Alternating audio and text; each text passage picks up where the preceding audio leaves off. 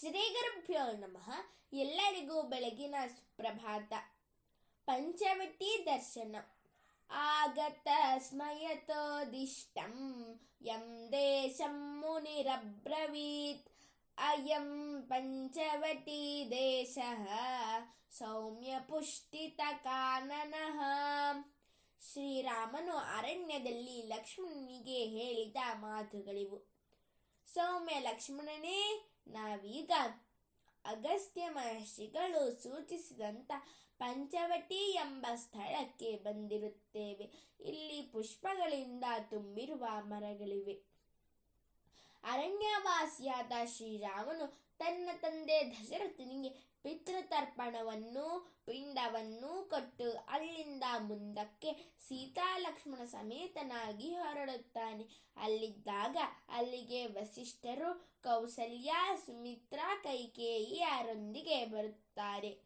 ಅಯೋಧ್ಯೆಗೆ ವಾಪಸ್ಸು ಬರುವಂತೆ ಶ್ರೀರಾಮನನ್ನು ಕೇಳಿಕೊಳ್ಳುತ್ತಾರೆ. ಪಿತೃವಾಕ್ಯ ಪರಿಪಾಲನೆಯೇ ಮುಖ್ಯ ಎಂದು ಹೇಳಿ ಶ್ರೀರಾಮನು ಅರಣ್ಯದಲ್ಲಿಯೇ ಇರಲು ಸಂಕಲ್ಪ ಮಾಡುತ್ತಾನೆ.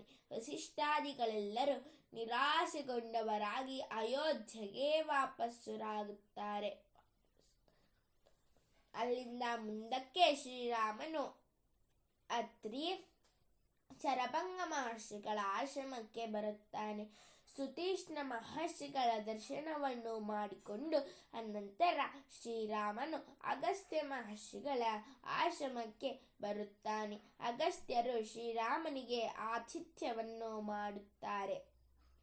ಅಲ್ಲಿ ಅನೇಕ ಮಹರ್ಷಿಗಳ ದರ್ಶನದಿಂದ ಶ್ರೀರಾಮನಿಗೆ ಸಂತೋಷವಾಗುತ್ತದೆ. ಅಗಸ್ತ್ಯ ಮಹರ್ಷಿಗಳಿಂದ ಶ್ರೀರಾಮನು ಅನೇಕ ದಿವ್ಯಾಸ್ತ್ರಗಳನ್ನು ಪಡೆದುಕೊಳ್ಳುತ್ತಾನೆ.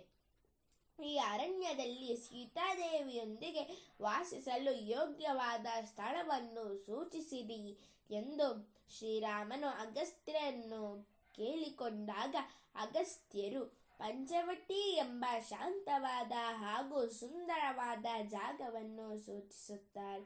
ಅದರಂತೆ ಸೀತಾ ಲಕ್ಷ್ಮಣ ಸಮೇತನಾಗಿ ಶ್ರೀರಾಮನು ಪಂಚವಟಿ ಜಾಗಕ್ಕೆ ಬಂದು ತಲುಪಿದ್ದಾನೆ. ಆ ಪಂಚವಟಿಯನ್ನು ಕಂಡು ಶ್ರೀರಾಮನು ಸಂತೋಷದಿಂದ ಲಕ್ಷ್ಮಣನಿಗೆ ಈ ಮೇಲಿನ ಮಾತುಗಳನ್ನು ಹೇಳುತ್ತಿದ್ದಾನೆ. ಪಂಚವಟಿ ಸ್ಥಳವು ಅತ್ಯಂತ ಮನೋಹರವಾಗಿದೆ ಎಂದು ಶ್ರೀರಾಮನು ಹೇಳುತ್ತಾನೆ. ಅರಳಿ ಮರ, ಆಲದ ಮರ, ಬಿಲ್ವದ ಮರ, ನೆಲ್ಲಿ ಮರ ಮತ್ತು ಅತ್ತಿ ಮರಗಳಿಂದ ಸುತ್ತುವರಿಯಲ್ಪಟ್ಟ ಸುಂದರವಾದ ತೋಟಕ್ಕೆ ಪಂಚವಟಿ ಎಂದು ಹೆಸರು. ಈ 5 ಮರಗಳು ದೇವ ವೃಕ್ಷಗಳೆನಿಸುತ್ತವೆ. ಸರ್ವೇ ಜನಾಃ ಸುಖಿನೋ ಭವಂತು, ಸಕಲ ಸನ್ಮಂಗಲಾನಿ ಭವಂತು, ಲೋಕಾಃ ಸಮಸ್ತಾಃ ಸುಖಿನೋ ಭವಂತು. ಧನ್ಯವಾದಾಃ.